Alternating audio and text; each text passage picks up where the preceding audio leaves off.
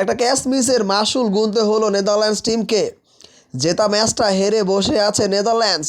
তবে শুরুর দিকে পাকিস্তান দল যেভাবে করে খেলেছে খুব সহজেই ম্যাচটা জয়লাভ করবে এমন একটা মনোবলই কিন্তু পাকিস্তান টিমে ছিল।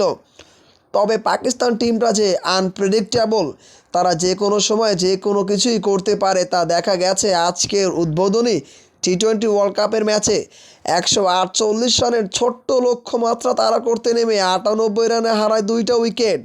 পাকিস্তানের জয়ের ধ্বনিটা চারপাশেই উচ্ছ্বাসিত হচ্ছিল। তখনই কিন্তু নেদারল্যান্ডসের বলারদের তোপে 100 রানের মধ্যেই 5টা উইকেট হারিয়ে বসে নেদারল্যান্ডসের ওই ঘূর্ণিপাক বোলিংয়ের সামনে পাকিস্তান দল। শেষ দিকে পাকিস্তান দল একের পর এক উইকেট যখন হারাতে থাকে তখন কিন্তু নেদারল্যান্ডস দল ম্যাচটা জয়লাভ করে নিচ্ছে এমন একটা সম্ভাবনা তৈরি করেছে। ম্যাচের ভাগ্যটা গড়ে যায় 18তম ওভারেই যখন সাদাব এবং নেওয়াজকে একের পর এক বোলিংয়ে আউট করে দেয় নেদারল্যান্ডসের বোলাররা।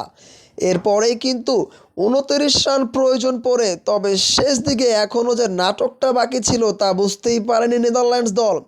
ফাহিম আশরাফ যে এক পান্ত্রে আগলে রেখেছে, তবে ফাহিমকে যেন উইকেটটা নিজ হাতে উপহার দিয়েছে নেদারল্যান্ডসের ফিল্ডার ডোন।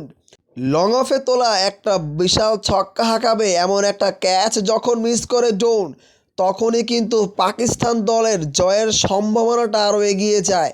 সে ক্যাচটা মিস না করলে নেদারল্যান্ডস দল ওই ওভারে হয়তো ম্যাচটা জয়লাভ করে নিত। তবে ক্রিকেট যে গৌরবময় অনিশ্চয়তার খেলা তা আরও একবার প্রমাণ হয়েছে আজকের এই ম্যাচে। ওই ক্যাচটাই ম্যাচের মোমেন্টাম ঘুরিয়ে দিয়েছে। ওই ওভারে যখন ক্যাচটা মিস হয় তখনই ফাহিম আশরাফ আরও বেশি চড়াও হয়েছে নেদারল্যান্ডসের ওই বলারের উপরে। ওই ওভারে 3 ছক্কার সাথে একটা 4, তাতেই ম্যাচের নিজেদের করে নিয়েছে পাকিস্তান।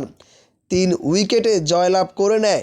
বিশ্বকাপের প্রথম ম্যাচটা জয়লাভ দিয়েই শুরু করেছে পাকিস্তান।